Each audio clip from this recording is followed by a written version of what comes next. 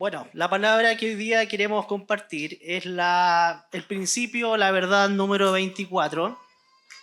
Recuerden que son 27, por lo tanto ya queda poquito.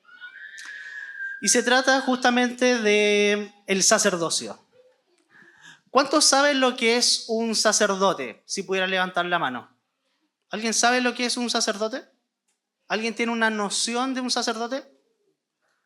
¿Alguien tiene una, no sé, siempre uno tiene una imagen de algo? ¿Se han dado cuenta? Cuando uno escucha una palabra, se viene una imagen a la cabeza. Cuando yo digo la palabra sacerdote, ¿a quién se le viene una imagen a la cabeza? ¿A ninguno? ¡Oh, aleluya! O sea, hoy día vamos a salir todos convertidos con respecto al sacerdocio. Antiguamente entonces había un pensamiento que decía la iglesia, ¿verdad? En que existía el clero y el laico, o el sacerdote y los fieles. Por lo tanto, existía un verdadero abismo, porque no había una manera funcional de entender la iglesia, sino que estaba el sacerdote en lo más alto del podio y allá abajo, ¿verdad?, como unos verdaderos ignorantes, el pueblo o los fieles. Pero la verdad es que eso no tiene que ver con lo que la palabra de Cristo dice. La palabra dice que todos somos sacerdotes. Es más, dice que el corazón de Dios anhela que todos seamos sacerdotes. Entonces el sacerdocio ha existido desde tiempos remotos de la iglesia. Podemos de esta manera entonces remontarnos al Antiguo Testamento. Precisamente en aquel tiempo en que Moisés, junto al pueblo, ¿verdad?, de Israel, vivían en el desierto, en lo que es el preámbulo de la llegada del pueblo a la tierra prometida, que Dios había destinado para ellos. Todos nos figuramos esa imagen, ¿verdad? Todos conocemos ese contexto. Esto siempre ha estado en el corazón de Dios, de tener un pueblo de sacerdotes para Él. Pero el pueblo de Dios en aquel tiempo se rebeló contra Él y Dios tuvo que tomar una decisión. Dios tuvo que entregar una dirección. ¿Cuál era esa dirección? Establecer un linaje de sacerdotes. ¿Quién era el linaje de sacerdotes en los tiempos de Moisés? ¿Lo recuerdan? Aarón. A él y su familia, a él y su linaje fue destinada la misión del sacerdocio en los tiempos en que el pueblo se encontraba en el desierto y caminaban hacia la tierra prometida. Era una exclusividad para el linaje de Aarón desarrollar esta función, los cuales fueron escogidos directamente por Dios para desarrollar la función del sacerdocio. Aquí no hubo intervención de hombres en aquel tiempo. No fue una designación ni una dedocracia. Fue designado directamente por Dios para que Aarón cumpliera la misión de establecer el sacerdocio para su pueblo. Entonces Dios apartó a Aarón, a su hermano mayor y a sus hijos para que enseñaran al pueblo y ofrecieran sacrificios en su nombre. Esto entonces generó indudablemente una jerarquización. La jerarquización es cuando vamos colocando primer lugar esto, segundo lugar esto, tercer, eso es una jerarquización hasta que llegamos a lo último. Por lo tanto, Dios estableció y esto generó una jerarquización del sacerdocio. Ahora, no era algo malo en ese entonces, ¿verdad? Sino que se estableció como una voluntad de Dios. ¿Para qué? Con el propósito de generar dirección y generar claridad ante la voluntad de Dios para su pueblo. Y con esto se eliminan los tropiezos y se miran las faltas de claridades. Recordemos que el pueblo en ese tiempo era bastante infiel con lo que Dios decía. Por ahí iban a una batalla y metían falsos ídolos. El Señor les decía, quemen todo, no se lleven nada. Y se llevaban algo en el bolsillo. Eran como medio mecheros también en ese tiempo los hermanitos. Entonces Dios estableció esto para cuidar el orden. Con el tiempo entonces, esto se volvió tradicional. Es decir, pasó de generación en generación. Y pasaron el correr de los años y eso perduró dentro de la iglesia. A pesar de que la iglesia primitiva entendía la voluntad de Dios, que era tener para sí un pueblo de sacerdotes. Entonces, a medida que la iglesia evolucionó, ¿verdad? Fue creciendo en el correr de los años, fue adquiriendo y fue consolidando esta jerarquía que era una instancia momentánea, pero fue adquiriendo para sí esta jerarquía y diferencia entre lo que significaba el sacerdote y lo que significaba el resto de la iglesia. Eso perduró. ¿Recuerdan cuando hablamos de la iglesia y presenté unas diapos de catedrales que habían de distintos siglos? Justamente esa es la manifestación física de esa jerarquización. La más alta, ¿eh? La que tenga más vitrales adentro, la que genere más luz interior, la que tuviera el atrio más alto. Eso es la manifestación física, tangible, de esta jerarquización que se trasladó en el tiempo a través de la iglesia, lo cual escapa, ojo con esto, escapa profundamente de lo que significa la voluntad de Dios, que es tener para sí un pueblo de sacerdotes para Él. Entonces, estableciendo una dinámica en donde se pensaba que solo el sacerdocio tenía el verdadero y el único llamado de Dios. El resto de los hermanos o el resto del pueblo en general se establecía casi como un grupo de gente ignorante respecto a lo que Dios decía. Eso es lo que se decía anteriormente. Eso es lo que se pensaba. Y que debía ser conducido por los sacerdotes. Por lo tanto, en eso justificábamos la jerarquización.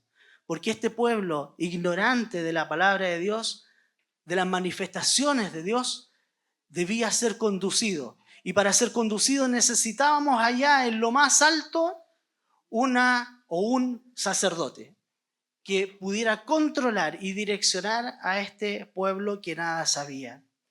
Entonces dentro de la iglesia se aparecen cosas medias extrañas. La primera es que la iglesia se establece en los tiempos, estoy hablando del siglo V, cuando se genera la caída del Imperio Romano. O sea, estoy hablando bastante tiempo atrás. No es a la vuelta de la esquina, es tres manzanas dando la vuelta a la esquina. Entonces se establece en ese entonces, y que ha perdurado con los años hoy día en menor categoría, que la iglesia se establecía como una instancia de poder. Eso quiere decir que la iglesia tenía el poder para decirle a las naciones, a los gobiernos, ¿sabes qué? A mí no me parece esto. Esa persona, por ejemplo, en los tiempos medievales, ¿la iban a decapitar? Sí, yo creo que está bien, háganlo. No, yo creo que no, hay que salvarlo. Entonces la iglesia se establecía como una instancia de poder. Asumió un rol central en la organización social de los gobiernos, la organización espiritual, la organización política. Entonces ahí derivamos otra cosa más, que la iglesia, producto de esta jerarquización, también se establecía como una instancia política. Qué interesante o qué raro. Ayer hablábamos con mi suegro que esas cosas como que no logran amalgamar mucho. La política y la fe como que no van muy de la mano. ¿Y por qué no van de la mano? Porque la política siempre lo que busca es la instalación del poder. Eso no tiene que ver con el llamado de la iglesia. Yo les quiero colocar en este entonces a los que a lo mejor tenemos un poquito más de años, pero no sé si recuerdan que el Papa Juan Pablo II es quien impidió la guerra entre Chile y Argentina en el año 78, mediante su mediación en el conflicto del canal de Beagle. Su intervención, que fue aceptada por ambos países, evitó un enfrentamiento militar y llevó a la firma del Tratado de Paz y Amistad en 1984, día en que nací. Y esto lo vi y me llamó la atención porque me acuerdo que este verano fuimos con la familia de vacaciones y llegamos hasta el límite en un pueblo que se llama Puesco, a 45 minutos de Pucón hacia la cordillera. El último pueblo por esa frontera se llama Puesco. Y uno llega ahí y la gente de la PDI, si uno le pide permiso, muy amablemente le dicen, bueno, llegue hasta Lito, pero no puede pasar a Argentina, puede llegar solamente hasta ahí porque todavía es soberanía chilena. Y fuimos caminando, me acuerdo, ¿cuánto nos demoramos? Como 15 minutos, 10 minutos caminando, pasando entre medio de araucarias y cositas bien bonitas, y llegamos a un hito, y el hito justamente citaba esto, de la paz entre las soberanías, entre los pueblos, que se desarrolló en el 84, se firmó, y fue justamente por Juan Pablo II. Cuando hablo de que la iglesia tiene una instancia política, justamente me refiero a esto, que tiene la capacidad dentro de las naciones de toma de decisiones, que no tienen que ver con la iglesia, no tienen que ver con el llamado sacerdotal, sino que tienen que ver con instancias políticas. Además, justamente como esta jerarquización del sacerdocio está establecido y ha ido por el correr de los tiempos aumentando, también la iglesia sugiere una imagen selectiva. Cuando yo hablo de imagen, lo primero que se nos viene a la cabeza es una foto, un retrato, un cuadro. Por lo tanto, es un pantallazo que tenemos en nuestra mente, una imagen. La otra vez me acuerdo que en otra palabra, que no sé de qué era lo que prediqué esa vez, pero les mostré la insignia de Mercedes-Benz. Y sin necesidad de decirles que era la insignia de un vehículo, ustedes automáticamente procesaron, porque tenemos una imagen, ¿verdad? Una memoria de la imagen, y automáticamente dijimos, es un Mercedes-Benz, solamente viendo el signo. Bueno, esto mismo se establece también en la iglesia. En esta división que se generó en el funcionamiento de la iglesia, también se realizaba una distinción física, una distinción palpable, es decir, que lo podíamos tocar, que lo podíamos ver, entre aquellos destinados al sacerdocio y aquellos que solamente eran pueblo. Por ejemplo, si nos vamos al Antiguo Testamento, entendimos inmediatamente cuando partimos esta palabra que el Señor, Dios, estableció a Aarón y su linaje como sacerdote del pueblo adquirido por él, para poder generar esta función establecida por Dios y mantener el orden y la dirección del pueblo. Ahora, ¿a quién fue destinado? A Aarón. ¿Cómo se vestía Aarón? ¿Alguno ha leído la palabra? ¿Alguno ha leído el Éxodo? ¿Cómo se vestía Aarón? Así, por decir algo. Ropa larga, ¿ya? Una pechera, ¿ya? ¿Qué tenía esa pechera? Piedras. ¿Cuántas piedras? 12 piedras, bien. Tenía un cinto con cada nombre de la tribu. Leyó el Éxodo el hermano, se nota. Por lo tanto, había una imagen. Y esa imagen establecía una jerarquía. Entonces, establecía y diferenciaba. Ojo, que la jerarquización es una diferenciación. Por lo tanto, diferenciaba al sacerdote, que en este caso era el sumo sacerdote Aarón, del resto del pueblo. Por ejemplo, la vestimenta de Aarón consistía en una túnica de lino blanco, como bien dijeron acá, un efod de lino, un manto azul, la mitra y una faja, ¿verdad? También usaba como ropa interior de lino para cubrir su desnudez. Y sobre su pecho, como dijeron por acá, un pectoral con 12 piedras que representaban las 12 tribus de Israel, como dijo el hermano allá también. Finalmente llevaba una placa de oro en la frente, en este sector, con la inscripción que decía Santidad a Jehová, para representar el pueblo ante Dios. Por lo tanto, existía una imagen jerárquica respecto a lo que es el sacerdote al resto del pueblo de Dios. Si nosotros avanzamos en el tiempo, ¿ya? Todos recuerdan, por ejemplo, la vestimenta papal, ¿o no? ¿Saben lo que es el papa, cierto? ¿Y el frita? No. Entonces, está la vestimenta papal en donde dice... Oye, compórtense, por favor.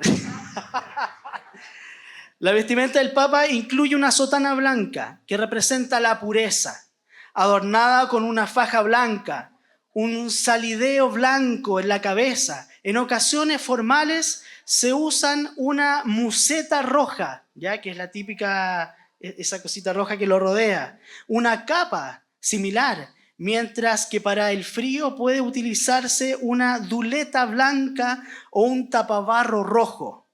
Históricamente, también se usaron zapatos rojos, ¿lo recuerdan? Los zapatos rojos. ¿Ah? Y se ha mantenido la cruz pectoral como símbolo de autoridad. O sea, se establece en la imagen del sacerdote o del sacerdote papal, que es el sumo sacerdote para la Iglesia Católica, se sigue estableciendo la imagen de autoridad frente a los otros. Vemos las catedrales, es una imagen de autoridad frente al resto del pueblo. Todas estas instancias, todas, de diferenciación entre uno y otro, generaban finalmente una división interior de la iglesia. Lamentable, pero se genera una división interior de la iglesia. Necesaria en el inicio con Aarón, pero dañina en el futuro, en la permanencia del sacerdocio. Que polarizó, es decir, estableció un punto A y un punto B, polarizó el cuerpo de Cristo en lo que se denominan cleros, los que son los ministros sagrados, los sacerdotes, los obispos, los diáconos, etcétera, son los cleros. Y también se estableció otra instancia que se denominaban los laicos, que corresponde a los fieles bautizados, que pertenecen a la comunidad eclesiástica, es decir, son parte de esta iglesia, el cual también se denominan fieles, asistentes, hermanos, pero que no necesariamente se establecen como sacerdotes, que es la voluntad de Dios para la iglesia. Es en estas separaciones donde se desconecta, donde se separa el cuerpo de Cristo. Y se generan instancias que están fuera de todo orden de Dios. ¡Qué terrible! Que estas cosas nos oculten a Cristo. Como por ejemplo, la presencia de los falsos sacerdotes, la presencia de los falsos profetas, que toman a los hermanos menores como verdaderos títeres para obtener beneficios o preferencias personales. Estos son levantados por el enemigo y vienen a robar, a ocultar aquella relación que Dios quiere tener con sus hijos por medio del ministerio sacerdotal. Ezequiel 22, por ejemplo, dice: sus sacerdotes han violado mi ley y han profanado mis cosas sagradas. Entre lo sagrado y lo profano no han hecho diferencia. Y entre lo inmundo y lo limpio no han enseñado a distinguir. Han escondido sus ojos de mis días de reposo y he sido profanado entre ellos. Sus príncipes en medio de ella son como lobos que desgarran la presa, derramando sangre y destruyendo vidas, para obtener ganancias injustas. Esto está hablando de los falsos profetas y en el libro de Ezequiel. Por lo tanto, estamos hablando de bastantes años atrás de lo que significó la caída del imperio. Mateo 27:20, es decir, Jesús caminando. Pero los principales sacerdotes y los ancianos persuadieron a las multitudes que pidieran a Barrabás y que dieran muerte a Jesús. Yo les hago la pregunta.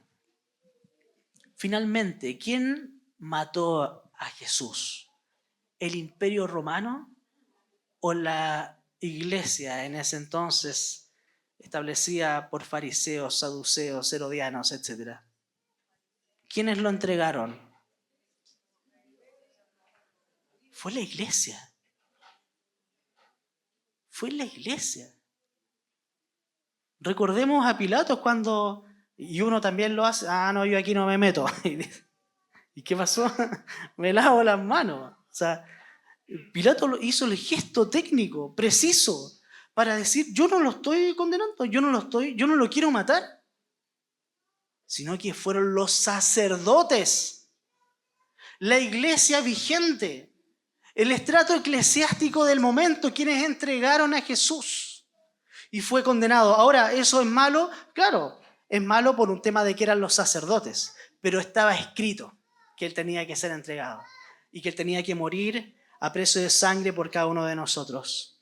Recordemos también la instancia donde Moisés se presenta delante de Faraón para entregar el mensaje de parte de Dios, pero Faraón y sus sacerdotes reales se negaban y combatían contra las proezas que establecía Dios a través de sus hijos, ¿verdad? Donde estaba Moisés y su hermano. ¿Cuáles eran estas instancias de competencia? Cuando Moisés llegaba con el cayado, ¿verdad? Lo tiraba al suelo, ¿y en qué se convertía eso? Serpiente, culebra, dicen otras versiones, ¿verdad? ¿Y qué hacían los sacerdotes, los hechiceros de Faraón? Sacaban polvitos de por acá, mágicos, le tiraban, hacían unas palabras, unos movimientos, y se convertía también en serpiente. Dice el texto de lo que estamos hablando ahí en el Éxodo 7. Vinieron pues Moisés y Aarón a Faraón e hicieron como Jehová lo había mandado. Y echó Aarón su vara delante de Faraón y de sus siervos y se hizo culebra o serpiente también. Entonces llamó también Faraón sabios y hechiceros, ¿ya? Que homologa a sacerdotes también de su instancia. E hicieron también lo mismo los hechiceros de Egipto con sus encantamientos. Pues echó cada uno su vara, las cuales también se volvieron culebras, mas la vara de Aarón devoró las varas de ellos. Es decir, las tinieblas nunca han podido propasar lo que significa el reinado y el poder de Dios.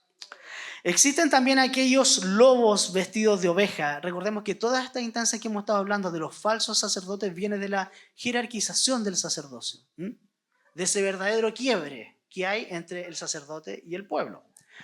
Otro, existen también aquellos lobos vestidos de oveja que literalmente atentan contra el crecimiento de los hermanos y de la iglesia, obviamente.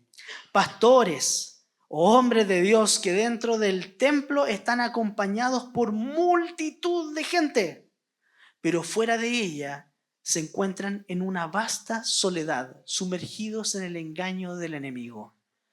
Esos son los lobos vestidos de oveja. Marcos 12:38 dice, y les decían en su doctrina, guardaos de los escribas, que gustan andar con largas ropas y aman las salutaciones en las plazas. ¿Ustedes saben qué son las salutaciones? Son saludos. Normalmente en las cartas de Pablo estaban las salutaciones iniciales y las salutaciones finales.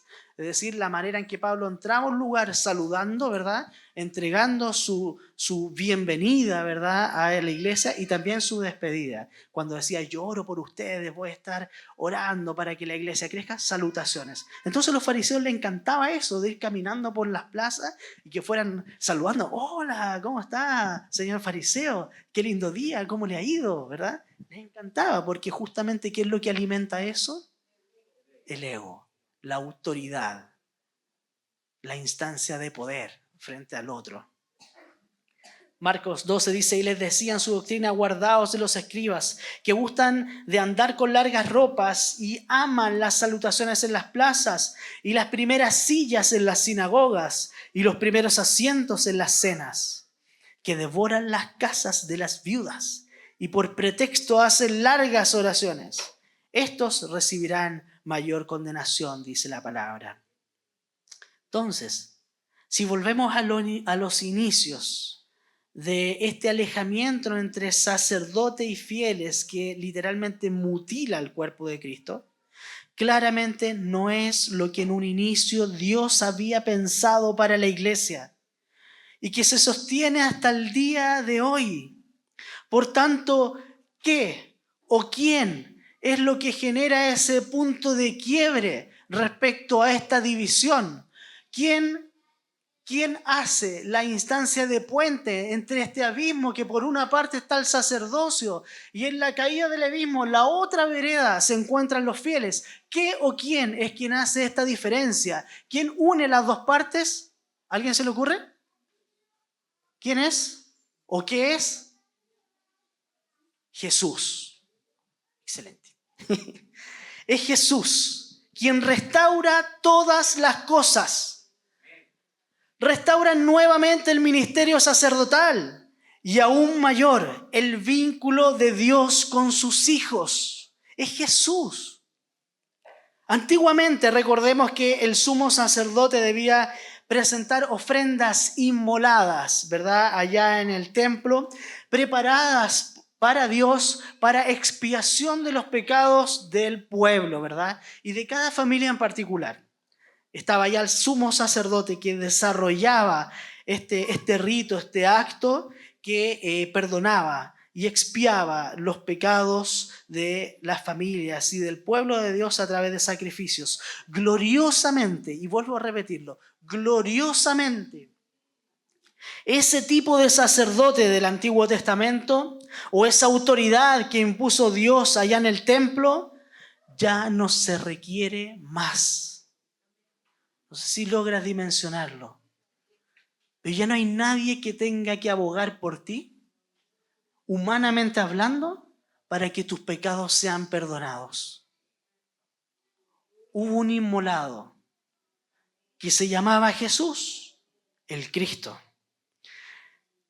Y Él fue el Cordero inmolado aquí en la cruz. Y Él se hizo sacrificio y pagó precio de sangre por cada uno de nosotros y por toda la humanidad. ¿Hay alguno que haya venido por primera vez acá? ¿Ustedes vinieron por primera vez? ¿Usted vino por primera vez? Bueno, sepan que Cristo Jesús, quieranlo o no, pagó precio de sangre por sus vidas. Porque hay un amor profundo en Él desde la eternidad. Y si están aquí, no es casualidad. No es casualidad. Es gloria de Dios para sus vidas. Pagó precio de sangre por cada uno de nosotros y toda la humanidad para recuperar el vínculo perfecto de Dios y los hombres. Él es Cristo, quien fue suficiente. Quien fue suficiente para vencer las tinieblas. No se requirió de ningún complemento. No se necesitó de nada más. Solo la persona de Cristo bastó. Fue absolutamente suficiente para romper las tinieblas, para establecerse como sacerdote. Un sacrificio fue suficiente para transformarlo todo, para restaurarlo todo. No se necesitaban más cosas. Un sacrificio. Hermano, no te sacrifiques de más, porque Cristo ya pagó el precio para que tu vida fuera liberada. Él es nuestro sacerdote. Juan 1 dice 29, el siguiente día, aquí está Juan, ¿verdad?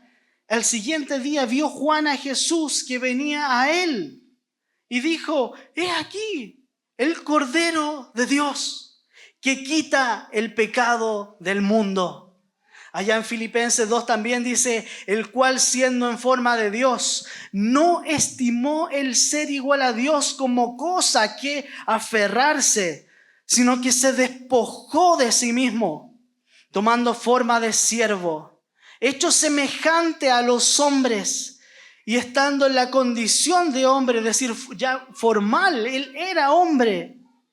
Estando en esa situación, se humilló a sí mismo, haciéndose obediente hasta la muerte y muerte de cruz, por lo cual Dios también le exaltó hasta lo sumo y le dio un nombre que es sobre todo nombre, para que en el nombre de Jesús se doble toda rodilla de los que están en los cielos, de los que están en la tierra y aún los que están debajo de la tierra, y toda lengua confiese que Jesucristo es el Señor, para gloria de Dios Padre. Jesús es nuestro sacerdote. Es aquel sacerdote que fue, es aquel sacerdote que es y es aquel sacerdote que será. Absorbe la temporalidad del hombre en una sola manifestación de gloria llamado Cristo Jesús, mediador entre Dios y los hombres, un verdadero puente que tiene comunión no solo con Dios, sino también con los hombres. Y une a aquellos extremos en lo que llamamos un vínculo perfecto con Dios. Ya no hay cleros, ya no hay laicos, ya no hay catedrales monumentales, ya no hay ropa de lino, ni piedras preciosas en el pecho, no hay zapatitos rojos. Es Cristo Jesús el mediador. Es Cristo Jesús el sacerdote que unió estos dos puntos. Es importante, hermanos, saber lo siguiente. No hay otro puente entre Dios y los hombres para los nuevos. No hay otro que salve sino Cristo Jesús. No hay otra opción, no hay otra salida. Es Cristo Jesús. Y Cristo Jesús resucitado. Es por medio de la resurrección de Jesús donde se consolida la victoria sobre la muerte.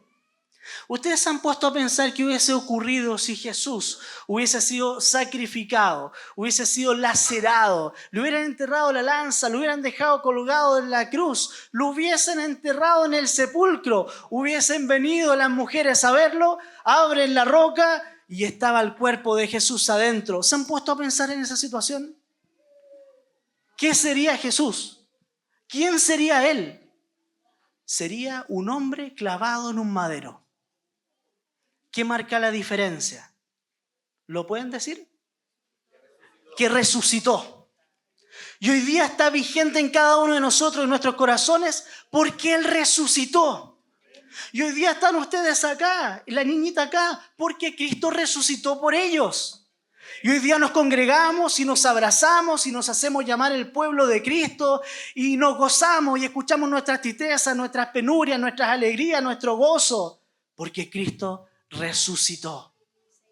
Y eso lo establece como Señor. Eso establece la consolidación de la victoria sobre la muerte. En Cristo es a través de Él en quien nos transportamos al Padre por medio de su resurrección.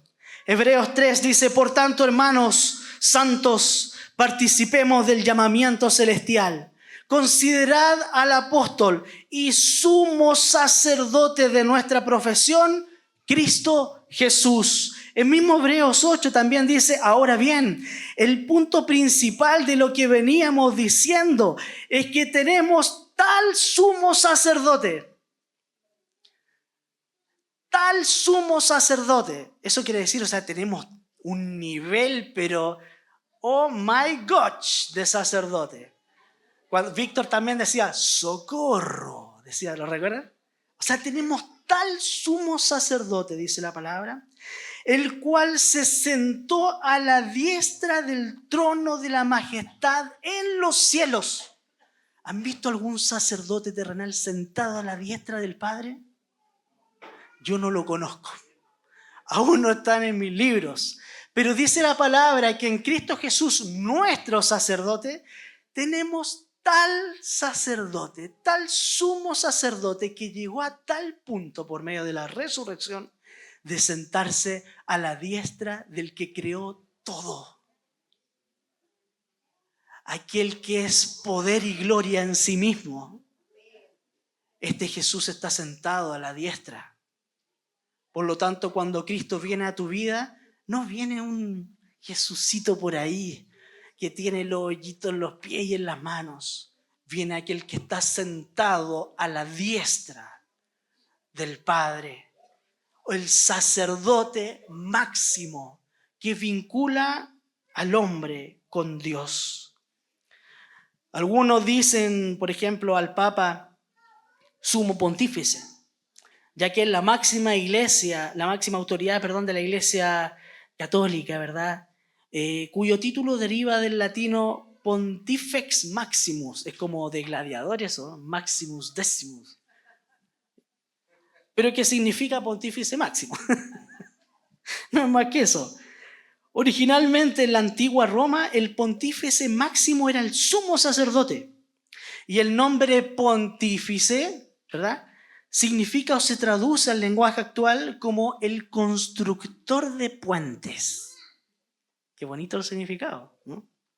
Constructor de puentes, es decir, el que establece todos los medios posibles para vincular a Dios con los hijos, con el pueblo. Si Cristo es sumo sacerdote y además es puente perfecto que vincula al hombre con Dios, entonces tomemos su palabra y aferrémonos. ¿Qué dice su palabra en 1 Juan 2:6? El que dice que permanece en él debe andar como él anduvo. Lo leemos de nuevo. 1 Juan 2:6. El que dice que permanece en él debe andar como él anduvo. Por tanto, entendiendo que Cristo es nuestro sacerdote, entendiendo que la palabra ahí en Juan también dice que si nosotros decimos que estamos con Jesús, no solamente nos quedamos en la teoría, sino que andamos como él también anda. Por tanto, si Jesús es sacerdote para los hombres, entonces todos aquellos que han nacido de nuevo y son parte del cuerpo de Cristo, no solo son, sino que principalmente deben ser sacerdotes para Dios. Ser sacerdotes para Dios hacia los hombres. ¿Cuántos de aquí están bautizados? Somos varios. Por lo tanto, ¿cuántos de aquí dicen que siguen a Cristo? ¡Aleluya! Entonces tienen que ser sacerdotes. Bienvenidos al sacerdocio. Los felicito, se han transformado en sacerdotes una vez bautizados.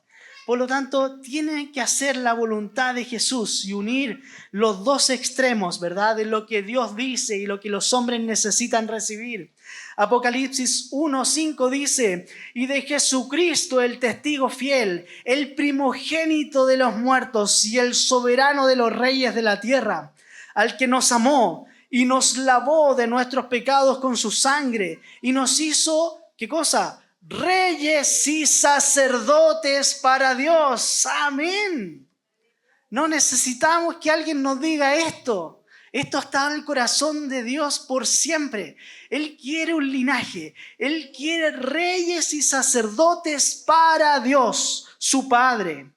A Él sea la gloria, el imperio por los siglos de los siglos. Amén, dice en Apocalipsis. En el mismo Apocalipsis, un poquito más adelante, en el capítulo 5, dice: y cantaban un cántico nuevo diciendo: digno eres de tomar el libro y de abrir sus sellos, porque tú fuiste inmolado y con tu sangre compraste para Dios a gente de toda tribu, lengua, pueblo y nación.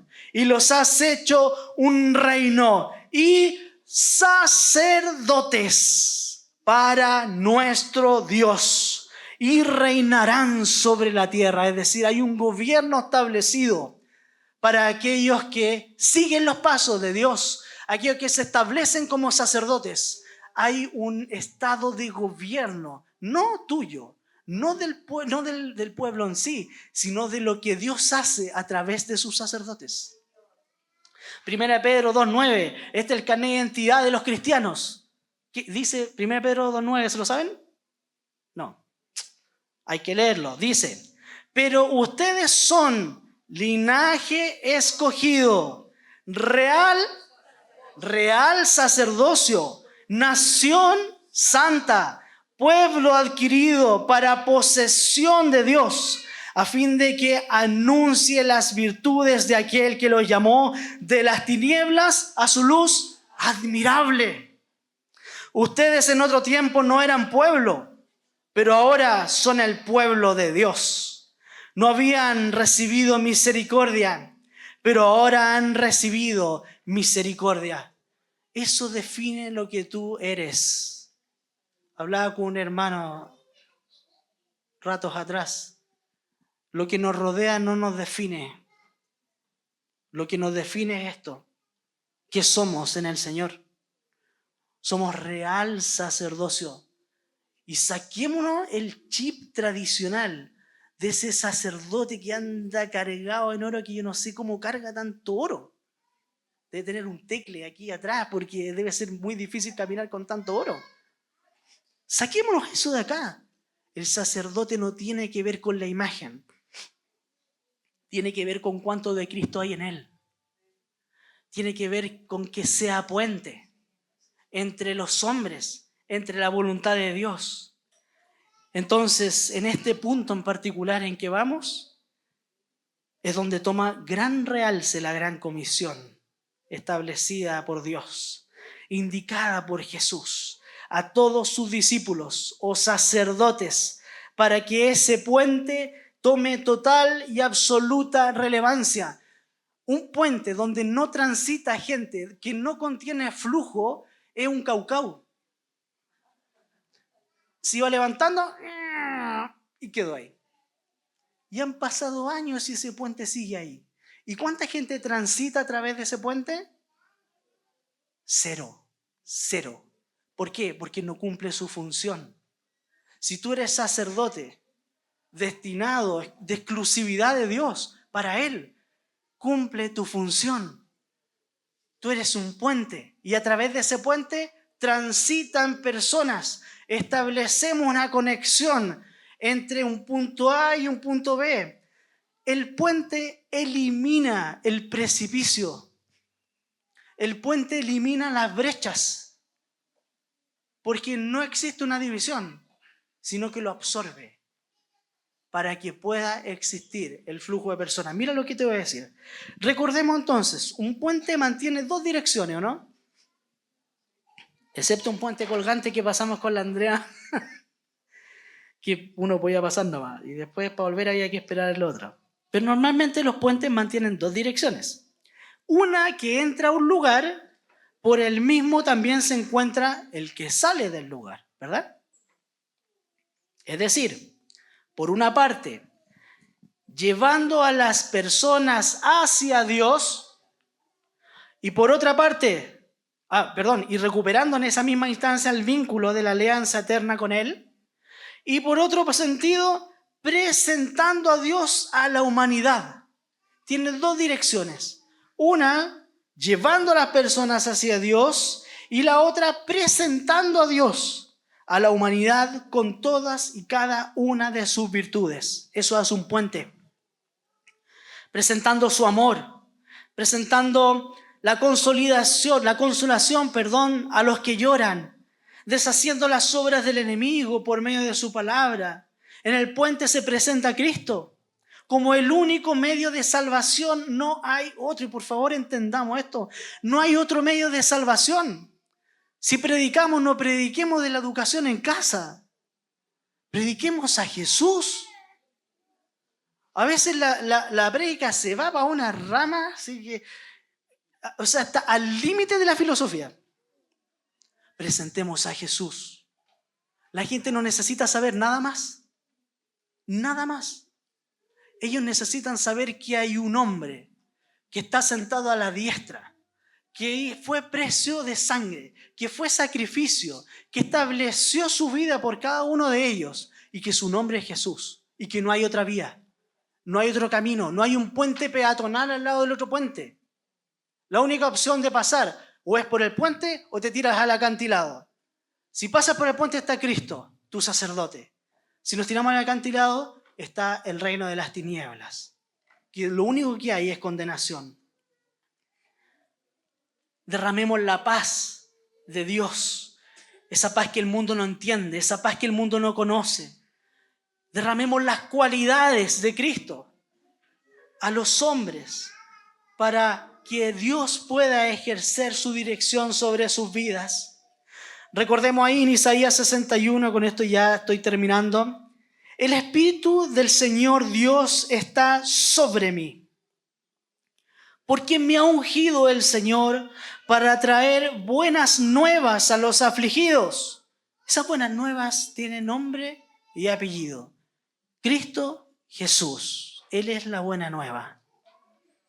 Me ha enviado para vendar a los quebrantados de corazón, para proclamar libertad a los que están presos, a los cautivos, y liberación a los prisioneros, para proclamar el año favorable del Señor y el día de la venganza de nuestro Dios, para consolar a todos los que lloran, para conceder que a los que lloran en Sión se les dé diadema en vez de ceniza, aceite de alegría en vez de luto, manto de alabanza en vez de espíritu abatido, para que sean llamados robles de justicia, plantío del Señor, para que Él sea glorificado. Entonces reedificarán las ruinas antiguas, levantarán los lugares devastados de antaño y restaurarán las ciudades arruinadas, los lugares devastados de muchas generaciones. Se presentarán extraños y apacentarán los rebaños de ustedes, e hijos de extranjeros serán sus labradores y sus viñadores, y ustedes serán llamados sacerdotes del Señor, ministros de nuestro Dios se les llamará. Comerán las riquezas de las naciones y en su gloria se jactarán.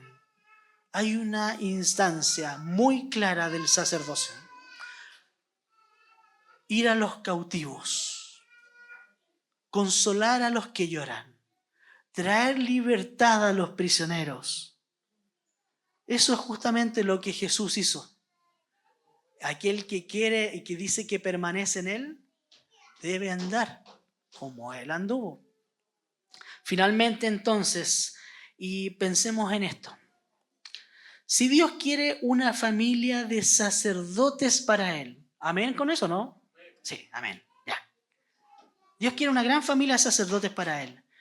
No pensemos, no nos enfoquemos que le predicamos a un extraño en un lugar determinado. La idea es que podamos pensar en esto. Bueno, normalmente el evangelismo lo generamos una instancia de ir a buscar a los perdidos, ¿verdad? Saquémonos eso de la cabeza y pensemos ahora, coloquemos este chip nuevo. Saquémonos eso de la cabeza. Cambia por un momento el enfoque. Y cuando vayas a predicar, mejor piensa en esto: que al extender el reino, estamos colaborando en la extensión del sacerdocio anhelado por Dios. Que no estamos rescatando a la persona necesitada ni al pobrecito, ¿verdad? Sino que estamos rescatando un sacerdote más para Dios. Un sacerdote más para Dios. Ve entonces en la persona la obra terminada, como Cristo lo ve en nosotros. Estamos rescatando un sacerdote más para Dios. No nos contentemos ni nos tranquilicemos, queridos, en pensar que las piedras hablarán y realizarán mi sacerdocio. A veces uno piensa, no, si yo no hablo, alguien más lo va a hacer por mí. ¿Cuántos hermanos somos en la iglesia? Que si yo no hablo, otro se levantará y hablará. Eso es justamente pensar en que las piedras van a realizar mi trabajo de sacerdocio. Ya que esto es erróneo. ¿Y es erróneo por qué? Porque el llamado, porque la misión no fue designada para las piedras. El llamado fue designado para los que son sacerdotes. Las piedras no caminan. ¿O han visto una caminar? Eso está en los monitos nomás, ¿sí? Las piedras no caminan. Las piedras no hablan. Cuando Dios establece ese texto que dice que hasta las piedras van a hablar, establece que por algún motivo la iglesia dejó de hacer su trabajo. Y Él tiene que ir a lo impensado. echar mano a su poder glorioso para que incluso lo que no tiene vida, lo que no fue establecido como vida, lo que no tiene la condición de hijo, lo que no se mueve, lo que no respira, lo que es inerte, lo que depende de otra cosa para moverse, aún así esas cosas van a hablar, porque el sacerdocio no fue llamado para ellos, sino que fue llamado para cada uno de los integrantes de la iglesia. Amén. Pongámonos de pie.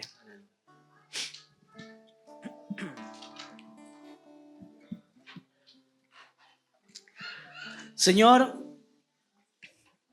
tomamos este llamado, Señor. Tomamos este llamado de sacerdocio. No es algo que tenga que ver con una verdad, Señor, que tenga un número, sea la 24, la 30 o la que sea. Da lo mismo.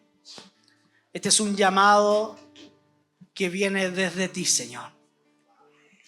Ha sido establecido en el preámbulo de los tiempos de la iglesia. Ha estado establecido cuando tú formaste todas las cosas, Señor.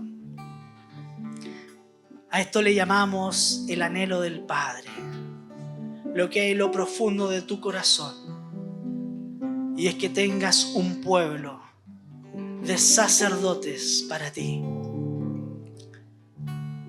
Levanta tu mano. Señor, hacemos un acto de fe, Señor. No es algo que hayamos buscado, Señor, sino que es algo que está establecido en ser tus hijos, en ser parte de tu iglesia, de tu cuerpo. Amén. En esta hora queremos cumplir nuestra función de sacerdote, Señor. Si ha estado olvidado esto en nuestras vidas, si nos ha costado salir a evangelizar, si nos ha costado, Señor, establecernos como aquel puente que une a los hombres con Dios, que son portadores de misericordia, Señor, del amor de parte tuya. En esta hora queremos corroborarlo, Señor. En esta hora queremos recuperar ese vínculo perfecto contigo. Queremos restablecer la función sacerdotal en cada uno de nuestras vidas. No solamente en nuestras vidas personales, sino que en nuestras familias, en nuestros hijos, Señor. Así como llamaste a Aarón también, Padre, y todo su linaje fue sacerdocios apartados y designados por ti. Así también queremos ser nosotros, Señor, en este tiempo en donde entendemos la persona de Cristo. Queremos que no solamente nosotros, sino que nuestra casa, Señor, sean sacerdotes, esposas sacerdotes, hijos sacerdotes, nietos, Señor, sacerdotes para Cristo Jesús, para establecer ese puente necesario, esa extensión de la buena nueva, para poder proclamar el año nuevo del Señor en cada una de las vidas, Señor. Te lo rogamos, Señor. Perdónanos en este sentido, Señor, si no hemos sido idóneos en esta función. Pero aquí estamos delante de ti, Padre, para que consagres cada día más tu sacerdocio y tu voluntad en nuestras vidas. En el nombre de Jesús te rogamos, Padre. Amén. Gracias, Señor.